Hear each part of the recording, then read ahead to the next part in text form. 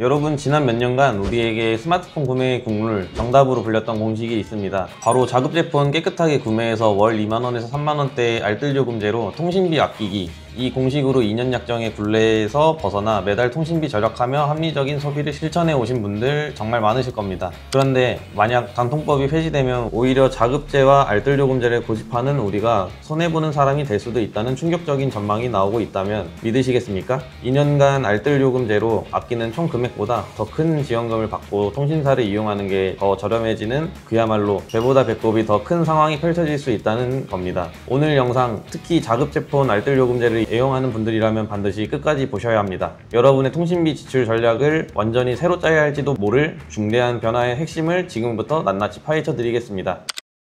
안녕하세요. 여러분의 스마트폰 구매를 책임지는 스마트폰 면세점입니다. 최근 단통법 폐지 추진 소식으로 시장 전체가 들썩이고 있습니다. 그런데 오늘 제가 강조하고 싶은 부분은 이 변화가 단순히 통신사끼리의 보조금 경쟁을 부활시키는 수준이 아니라는 점입니다. 가장 주목해야 할 사실은 이제는 삼성이나 애플 같은 스마트폰 제조사까지 직접 보조금 전쟁에 합법적으로 뛰어들 수 있게 된다는 것입니다. 먼저 우리가 왜 그토록 자급제 플러스 알뜰요금제 조합에 열광했는지 생각해 볼 필요가 있습니다. 기억나시나요? 통신사에 방문할 때마다 복잡한 서류에 서명하고 이해하기도 힘든 요금제와 부가 서비스 설명을 들으며 24개월이라는 긴 시간 동안 족쇄를 찾던 경험, 우리는 그저 그게 싫었던 겁니다. 그런데 이제 시장의 분위기가 완전히 바뀌고 있습니다. 바로 수십만 원에 달하는 단말기 지원금이라는 당근이죠. 문제는 이 당근이 너무나도 달콤해서 우리가 그동안 지켜왔던 합리적인 소비 원칙을 송두리째 흔들 수 있다는 겁니다. 자칫 잘못하면 열심히 자급제폰 가격을 비교하고 알뜰요금제를 찾아다닌 우리의 노력이 물거품이 되고, 결과적으로 자급제 플러스 알뜰요금제의 조합이 통신사 약정보다 더 비싼 선택이 되어버린다는 역설적인 상황. 이러한 역설이 어떻게 가능한지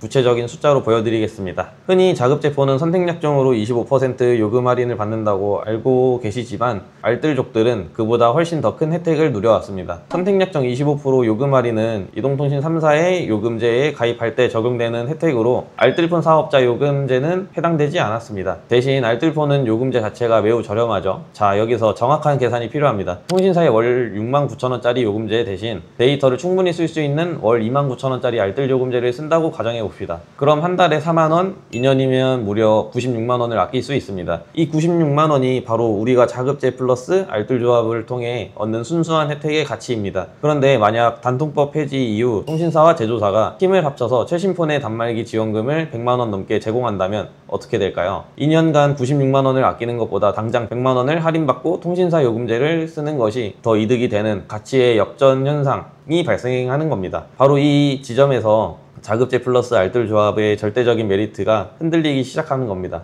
그렇다면 결론은 무엇일까요? 자급제 플러스 알뜰 요금제 조합이 단통법 폐지 이후 무조건 손해라고 단정할 수는 없습니다. 하지만 과거처럼 무조건 정답도 아닌 시대가 오고 있다는 것은 명백한 사실입니다. 이제는 통신환경, 단말기 선호도, 정보력 등 개인의 상황에 따라 유불리가 극명하게 갈리는, 치열하게 계산해야 하는 선택의 문제가 된 것입니다. 따라서 저희 스마트폰 면세점이 새로운 시대를 맞이하는 현명한 소비자들에게 드리는 실용적인 행동 제안은 다음과 같습니다. 첫째, 앞으로 스마트폰을 구매하기 전에는 반드시 나의 2년간의 총 절약 가치를 먼저 계산해야 합니다. 통신사의 기준 요금제, 예를 들어서 69,000원과 내가 사용하려는 알뜰 요금제 29,000원의 24개월 차액을 계산하는 겁니다. 이 금액이 바로 통신사의 단말기 지원금과 비교해야 할 여러분만의 기준점입니다. 통신사의 지원금이 이 기준점보다 월등히 높을 때만 약정을 고려하는 것이 합리적입니다. 둘째, 구매 타이밍을 전략적으로 조율해야 합니다.